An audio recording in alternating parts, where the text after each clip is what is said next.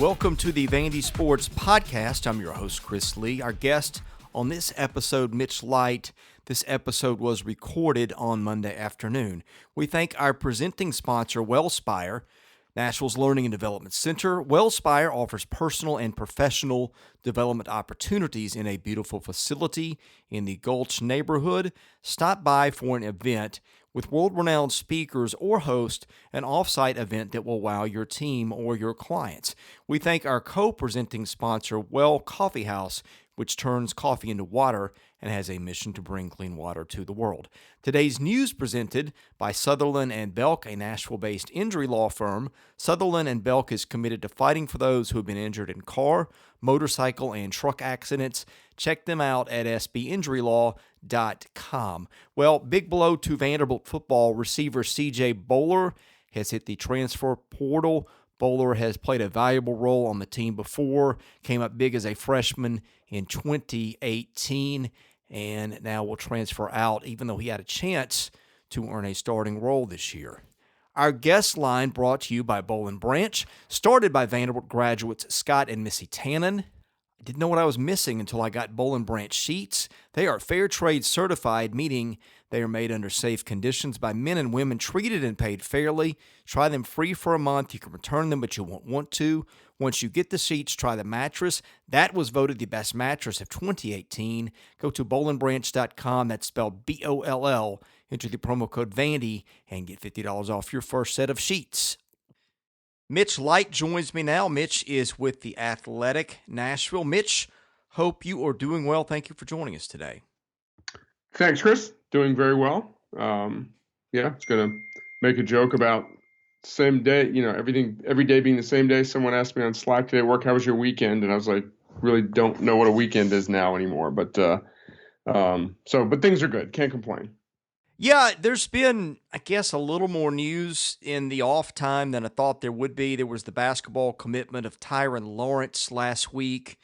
There was the apparent departure of C.J. Bolar today as he's entered the transfer portal. Let's start with the Lawrence commitment and your thoughts on that.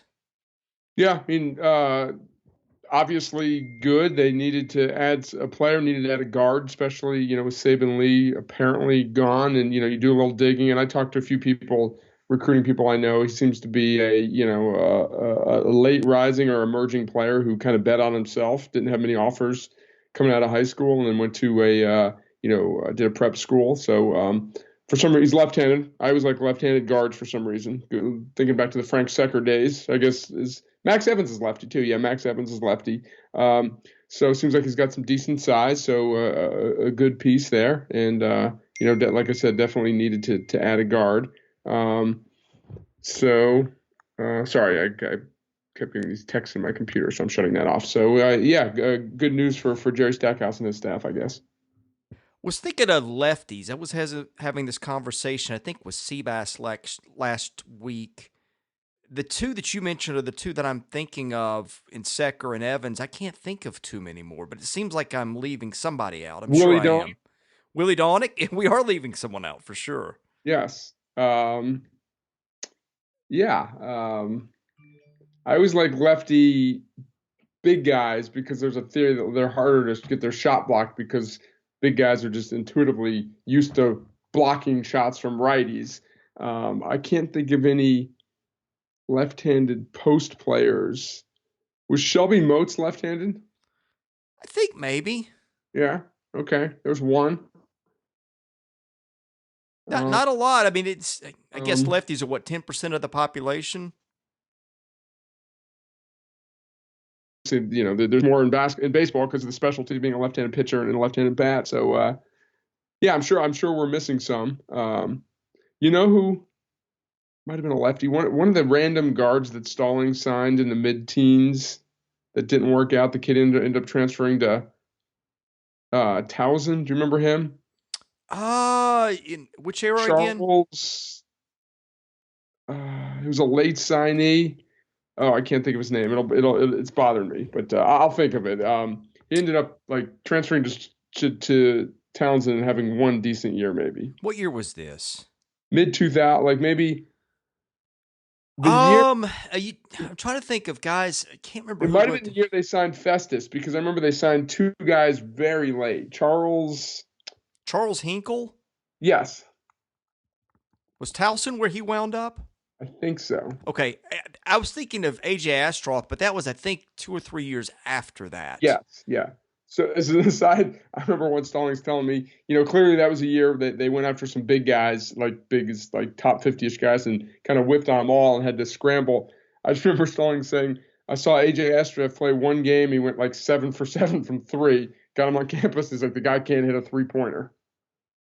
Astroff, was he the guy that scored big time, I think, at like American University? Might have been him. It might have been Hinkle. I'm looking up Hinkle right now. One of those guys like went on to a very Yes, it was unexpected big Hinkle. career. Okay. Astroff went off to Townsend and did nothing. Hinkle played 2 years at Vanderbilt. 2 points per game, 1.4 points per game. Then I forgot this. Went to American. His first year there, 4.5 points per game, and then averaged 18.4 his senior year. He Bigger went from surprise. 4.5 to 18.4. I was going to say bigger surprise of that or of what Larry Austin did last year or 2 years ago or whatever it was. Hinkle. The thing about Austin was he was a really good athlete, and I could see him at that level just using his kind of strength, compact body to get to the lane and get past people. I just I don't remember, not that I remember Charles Hinkle's game that well, but that was more both surprising. But that's two cases where clearly like it wasn't like, oh, Larry Austin, that was a tough loss for Vanderbilt. He really could have helped. Like he wasn't going to average. Obviously, he wasn't going to average 18 like he did at Central Michigan. He wasn't going to average 8 points a game if he played big time minutes at Vanderbilt. Yeah, I mean, neither of them were expected. The Hinkle one, yeah, I tend to agree with you. I guess the difference would be at least Hinkle had a redshirt year, and then some guys come on junior and senior year. Whereas with Austin at that point, you kind of thought you knew what they had. Yeah, it'd been 4 years at two different colleges and hadn't done it. Right. But either way, neither of them were anything we were expecting. Okay, I never expected to talk this long about Charles Hinkle and AJ did not Astroff. make top 100, did he? They were conspicuously left out of the top 100, which we will get to in just a minute. Let's talk the Bolar thing first. Your thoughts on his loss, because I think that one stings a bit. Yeah, it does, because I think, they liked him a lot his freshman year, and he started as a true freshman, was an early enrollee. I think it was a little bit of a surprise that they, contributed more than they thought, and he was hurt a lot last year. And I just didn't know that was a consideration at all. And I think because I've been diving into football a little bit more, I'm working on a preview that we're going to be running in athletics soon. And, for a lot of the issues this team has, there is some talent at wide receiver. But losing Bolar hurts because I think a healthy Bolar would have been an impactful player. And they're going to need some wide receivers because I don't want to give away my preview too much because I've been working on it and diving in. I think I got a lot of good stats. But at Louisiana Tech last year, Todd Fitch had 6 wide receivers catch at least 20 passes. 4 caught at least 40 passes. Vanderbilt had 2 wide receivers with 20 passes, with 20 receptions. So they're going to need some wide receivers to step up. One thing, Louisiana Tech did not have a tight end catch a pass last year, but I talked to Fitch the other day for my story, and he said, I can and will use tight ends, multiple tight ends. He thinks there's some young, like I was really impressed with Bresnahan last year, really good hands. I think, and he's kind of an athletic tight end. I think they will use tight ends this year, so that maybe don't need as many wide receivers as they use at Louisiana Tech. But this hurts. And, there's just not as many impactful college football transfers. Like I was thinking, losing Devin Cochran this year and CJ Bolar, that's 2 guys who, starting caliber guys that Vanderbilt's losing. I can't remember over the years Vanderbilt losing very many guys that you're like, that one hurts. That's a guy that would have started or would have played. It doesn't happen nearly as much in football as it does in basketball. No, unfortunately for them, that's 2 on one side of the ball in the same year. 2 guys who would have started. Right. But yeah, I'm thinking of who would benefit most from this. I think Devin Body was playing some in the slot. They're going Um, to use Cam Johnson a lot in the slot. yeah, I couldn't remember whether Cam. He's done both, and I couldn't remember where they were going to use him this year.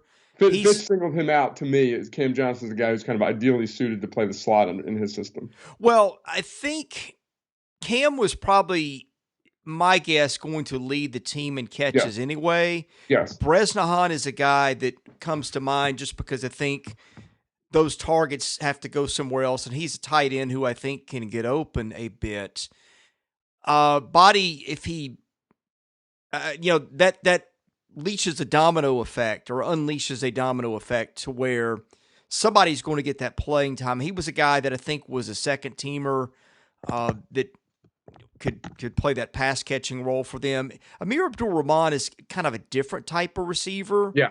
but I think he's one. Again, the targets don't necessarily go to that same spot, and of course he was, I think, coming off injury, and I don't know that he was completely himself in the spring, but that's one too. I keep thinking that's a real talent they have, and once he gets further removed from the injury issues, he's one that I think will see more. No, that's not one. I don't think that's an injury that breaks them No. because I think Yeah. those other guys are. Frankly, I think that Johnson and Rahman and Bresnahan are all more talented than he was. But it's the thing that I always say with injuries, it's the next one that you worry about because that's where your depth starts to get impacted. And if they get another significant one somewhere, I think that's not that you don't miss Bolar anyway, but I think that's where it really takes effect if that Right. happens. And it just might change the way Fitz wants to play. Like he might, I know, I think it's Justin Ball, that's his name, the redshirt freshman from DC, the big kid, big tight end. Is that his name? Yes. Yeah, they like him, and so that you might see more two tight end sets than you normally would if they don't have as many wide receivers. Like another thing Fitch told me is like very difficult thing for the defense to defend is if you can get multiple tight ends on the field and spread the field. So basically, just like your athletic tight ends, guys like Bresnahan. Again, it's just not a killer, but not ideal. I felt like where spring ended, I was just getting in the flow of figuring out who was where and who was going to be used. Ball, I think I don't know that he got a lot of targets, but I remember him more from one of their prospect camps. And when kids stand out as prospects that aren't commitments, those are the guys that kind of catch my eye. He was that. He was at their prospect camp, I guess it was 2 summers ago, wasn't committed. I remember looking at him and thinking, I don't know what he is, but he's a big kid who can run a little bit. He's not a blazer or an elite athlete, but a guy that size who can move kind of catches your eye. And that's kind of what I remember about him. So to hear that Fitch is thinking of using him in that role to me is interesting, but not completely surprising either. Yeah, Fitch told me, he said, every offensive snap of spring, 4 practices, we had at least one tight end on the field. He's like, because we have good depth there, and he said we wanted to get a look at those guys. So that's not saying they will have a tight end on the field on every snap. It's just every snap in those 4 practices they did because he wanted to see different ways he can utilize them. So, speaking of previews and getting a read on things, I've written a Vanderbilt preview story for, 18 straight years at the Athletic, and now I'm doing this one at Athlon, doing this one for the Athletic. For a lot of reasons, this is the one I feel like, as far as just personnel, I have the least, feel less sure about a lot of things, just because there really wasn't a spring practice and there's 2 new coordinators. Now, the defensive depth chart's relatively easy to fill out because there's so many guys coming back. But usually between spring practice, between being over there and talking to people, I have a pretty good feel of things. And this year, not nearly as much. Yeah, I'm in the same boat. I mean, I think if you get to see 6, 7, 8 spring practices like I usually do, except for last year, I feel like you get usually a feel. Like I said, I was kind of right on that edge of where I was starting to figure things out, but not quite there yet. And especially when, like, a lot of times a guy's hobbled for a couple of days or misses a practice because of a class or something like that. I guess that's not as common, but in other words, like if there's 4 practices and somebody misses 2, that's half a practice. So disproportionate impact at that point of things. But anything else on football or basketball before we maybe run through the VandySports 100 for a minute? Not really. I mean, we'll have all, preseason, and hopefully there is a preseason to talk football. But if you're looking for, potential bright spots, I really think, the defensive line with Langham and Derek Green being eligible this year, and then another year of Davion Davis, and they got some veterans there. Last year Derek Mason talked about a lot about adding size in the defensive line, and that all sounded good. But two of those guys weren't eligible. One was a true freshman. This is kind of the year, if it does come to fruition, that we'll see it, that more SEC caliber bodies on the defensive line. Yeah, and I'm thinking if it's typical Vanderbilt, it's more like next year where those guys really become players.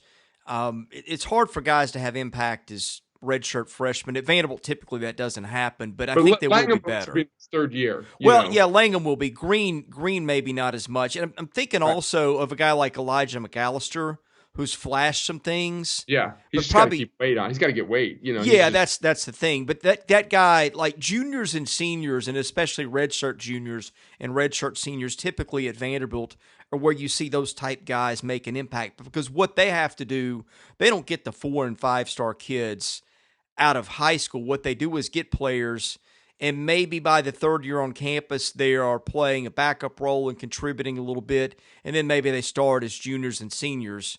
So I'm just thinking, maybe these guys talent-wise are better, which they probably are, but typically that's how it's gone down. Yeah, and I mean the defensive roster, especially linebacker, it's just everybody is a third and fourth or fifth year guy. There's so much experience in the secondary. Some of the guys are second, third year in the program, but they've all played a ton. So going through this, and I'm probably spending more time on football than we thought, there's a lot of reasons to be really pessimistic. I mean, if you just look at what the team was last year and what they have coming back, I get it. That's the obvious. But if you look at it and say, if the two coordinators, if Derek Mason really made the right hires at coordinator, and you just say between the lack of leadership and the poor play at quarterback and the play calling wasn't imaginative enough, or whatever term you want to use, if you just say, okay, Fitch is going to find a better way to utilize the players they have, minimize the weakness of the offensive line, and then defensively bring in Ted Roof with all the experience and better defensive line. That's where you see the potential to overachieve or exceed expectations. There is a not crazy path to being better than we think. Well, there's another part of this that I think is maybe as big as the personnel. And it's what I'll call, for lack of a better term, the spoiled food hypothesis or whatever, which is like if you have spoiled food in your fridge, it makes the whole thing stink. And when a season just kind of goes wrong to where it transcends the talent like it did last year, once you clean the fridge out, the next season tends to be better a lot of times, even if on paper there's no reason to think that. So that's kind of the thing that I'm watching for next year. Like, I think if they surprise, that's where I think maybe you can explain a lot of it. Yeah, and I don't want to read too much into anything, but first time I've ever talked to Todd Fitch in my life. But I asked him about the offensive line, and he mentioned twice the camaraderie and the chemistry on the offensive line. And I don't think it was a shot at anyone, but maybe just new coach, Cameron Norcross maybe wasn't popular with the guys. Rosamondo maybe is. So, there's little things where you just think the leadership and the chemistry could be better. And you're right. I mean, college football, not just at Vanderbilt, everywhere, it's such a difficult grind that if things don't go well early and you don't have great leadership, then things can go really bad. And I've said many times that one of the things that Derek Mason has done well is keep teams together. Now, that wasn't the case last year, but his two bowl teams needed to rally late and beat, rivals, Ole Miss and Tennessee in back-to-back games, and did so twice. So he has been able to keep teams together. Last year, that team, for a lot of reasons, just limped to the finish line. Yeah, I don't know what happened exactly with Norcross, but that got to be a bad situation. Cochran, I think that had something to do with him leaving, and I had been told they were going to lose another starter if they were going to have the same line coach. And I don't know how much that would have hurt them. I don't know. Nobody played well, frankly, last year, and I question if they have the talent. It wasn't either the tackles; it was somebody inside. But just kind of another piece of evidence that things weren't totally right last year. Yep. Let's go to the VandySports 100. I think you and I talked about Riley LeChance and Adam Butler. I discovered, actually, after I talked to you, a mistake in my list where I had listed one player on the list ahead of them twice. So I thought I had 100 players on the list, so I only had 99 actually. What I've done is I've adjusted by bumping Justin School in the list to 100, putting everybody else up. So here's what I've revealed so far. Number 89, Hayden Stone. 90, Jordan Rogers, followed by Taylor Hill, Caesar Nicholas, Brian Stamper, Spencer Pulley, Rashard Langford, Mike Baxter, Bruno Reagan, Adam Butler, Riley LeChance, and Justin School. Mitch, this portion of the list has been harder for me to rank probably than the top portion, which I guess is not surprising. But your thoughts on what I've come up with so far? Yeah, you need to give next week. Send me an updated list. I think I got an outdated one, so because I was following the spreadsheet and mine were a little different. Well, I will tell you what, I switched today. My thing has kind of been, let's get the last ones right in order. As I'm going down the list, I'm looking in those a little bit more. I literally had somebody else written up at 89. And the more I wrote about this guy, I thought, man, I underrated him. So I redid my list and moved that player up and moved Stone down a little bit just because I think the guys that are right in front of him had a more a longer impact. So I do tend to shuffle these right as I'm getting up to the names to release because I do two every day. So that's what happened. Okay. Well, we've talked about. I think Stone is a difficult and interesting guy to rate because he impacted a championship season more than almost everyone on this list. Except for some of the obvious ones. He was a top 5 contributor on a national championship team. Now he only had one good season, but that season was incredible. So no problem with him being anywhere. I think Taylor Hill was one of them, right? Yeah, Hill was 91, and I actually moved him up. You and I talked privately before I rolled this out. I was in the Taylor Hill camp, so yeah. maybe I helped that argument there. I just thought a really solid innings eater throughout his career who had a very good senior season. Was Caesar Nicholas another one? Yeah, Nicholas was 92. Back to Hill for a second. Actually, when I looked him up in more detail, he pitched really well in the SEC his last 2 years. So I'm confident that one, I mean, you're never right for sure on any of it, but I feel pretty solid about that one the more I researched it. Nicholas was 92, and Nicholas, man, he had his career numbers were better than I thought they were. But the big thing with him was he was maybe the biggest bat outside Warner Jones on that team that got to the first super regional, the first NCAA tournament since 1980.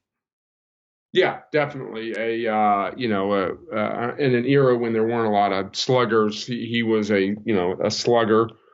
Great teammate, great guy by all accounts. One of the pillars of the early Corbin era. So that's a good call right there. Jordan Rogers was one that's polarizing only because I think if you asked members of James Franklin's offensive staff, he would not be on this list. But if you ask Vanderbilt fans, he'd be higher. It's hard to discount a guy that basically took Vanderbilt to 2 bowl games and won a lot of games as a starting quarterback. Was a quarterback for a 9-4 team that broke through and had one of the best years in seasons in 80-something years at the school probably. So he clearly should be on this list. I don't know what. I think that staff thought that he got too much credit for the turnaround that year they put him as the starter. That's the only thing. Was he a great quarterback? No. He was limited, but he made a lot of winning plays, and he was a tough kid and could run, could move, and I was always impressed by him. Yeah, Rogers, I think, will be one of the most polarizing guys on the list. I already got some feedback, and I welcome it. Somebody said, well, I think that Adam Butler was a better player, and Stephen Weatherly, too. Weatherly did not make my top 100. He was a tough one because he didn't really do much to contribute towards winning, which wasn't his fault. But those were guys that maybe did more in the NFL than they did at Vandy. I thought Butler deserved to be on the list because defensive linemen just aren't going to put up stats. And if you can make the Patriots right out of Vandy for 3 years, that tells me something about your talent. But, I understand people's reservations with Rodgers, but quarterback is the toughest position in sports probably. And Yeah. so if you're an okay quarterback or a good one, you're probably going to have more value than a great player at other spots.